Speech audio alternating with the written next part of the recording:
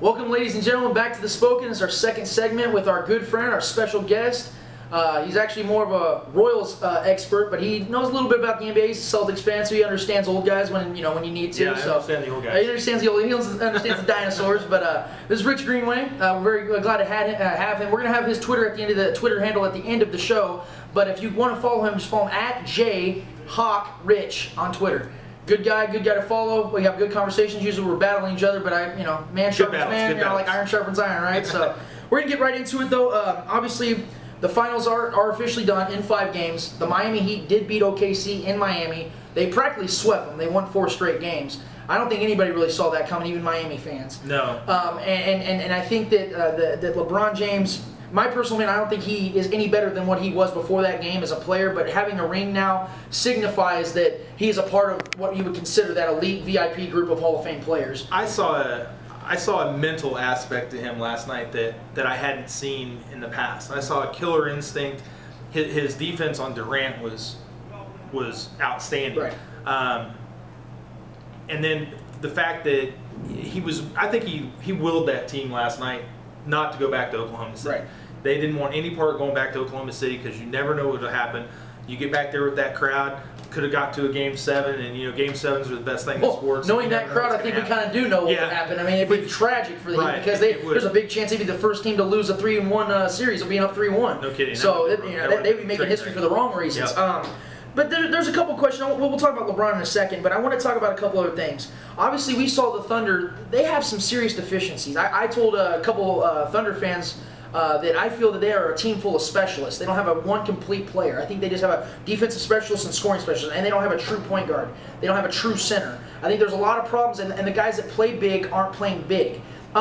I want to know, because obviously the Heat are dealing with the same things. They don't have a center. They don't have a true point guard facilitator, even though Mario Chalmers has played well. Right. What do you think these teams need to do in these offseasons to acquire the right players? Well, I think definitely. Look, I like Russell Westbrook as a scorer just as much as anybody else, but he's too Allen Iverson for me. They need somebody, and I would hate it as a Celtics fan, but I would think if Rondo was in Oklahoma City, they'd still be playing right now. I totally agree. I think they'd still be playing. Kendrick Perkins played the finals injured. We learned today he had a groin tear. So they had some issues. As for guys coming off the bench, Harden didn't play specifically well during the finals at all. Had one good game. I think he's probably better suited as a starter, but on that team, I'm not sure. I'm biased, but I like Nick Collison off the bench. Right. I mean, he played really good. I thought the last couple of games gave him a little spark here and there. I'm not sure where they draft that, but it's going to be important for them to get, like you said, those frontline starter guys and get out of the role players. Right. Well, as far as the Heat are concerned, obviously they have 3 elite players. But obviously the role players are getting a little bit older with Shane Battier. Mike Miller might not ever play again. They have no center whatsoever. Joel Anthony was a walk-on player, right, and they've been utilizing him for the last 2 years. Udonis Haslam's getting a little slower.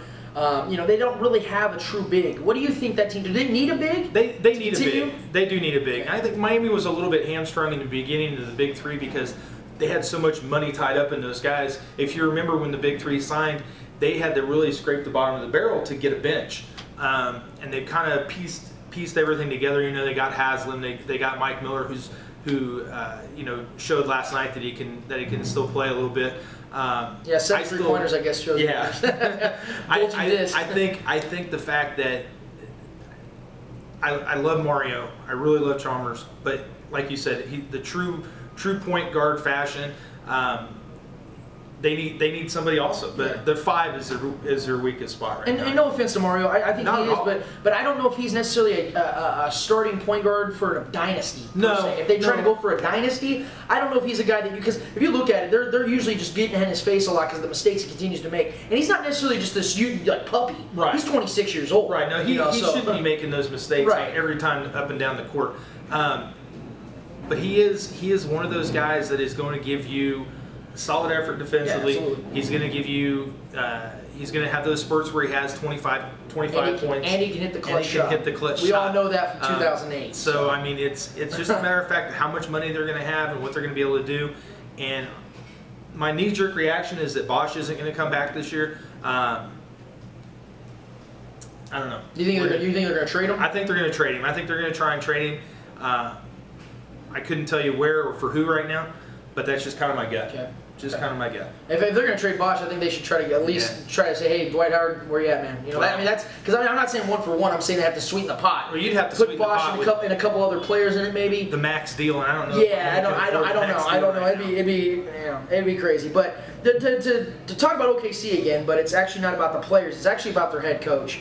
There's been a lot of questions about this guy, and I know there's a lot of OKC fans that I talked to on the group that's spoken, and they're all upset because they don't feel this guy actually strategizes. He comes out and says, you know, we're not a zone defense, we're man to man. Well, we saw what LeBron James did that. He made them into a smorgasbord. Right. Okay, and I just want to know now that his contract is up, he didn't sign that extension. Do you think that OKC should bring him back? Not will. Should they bring him back? If I was the owner of OKC, I would not bring him back. As the owner, I gave him an opportunity to sign a 3-year, $11 million extension before the finals, and he decided against that. For whatever reason. For whatever reason it was. Maybe he was holding out because he thought maybe they were going to win the series and he played that into more money. Yeah. But that backfired. I would cut him loose. My biggest fear out of that, being a Kansas fan, is that Bill Self is right there waiting. Bill Self would have ran his own. Bill Self would have shut Miami Heat down last night. And Bill Self probably would have been the X factor to make that team a championship team. I don't think Scott Brooks has what it takes. As who's out there right now, you know, from the Bobcats, you got from their coaching search, you know, the Brian Shaws, the Quinn Snyders, those types of guys. But Scott Brooks definitely, I don't think he'll be back. Well, let's bring this name in here. I mean, everybody knows about him. Do you think that Phil Jackson would listen?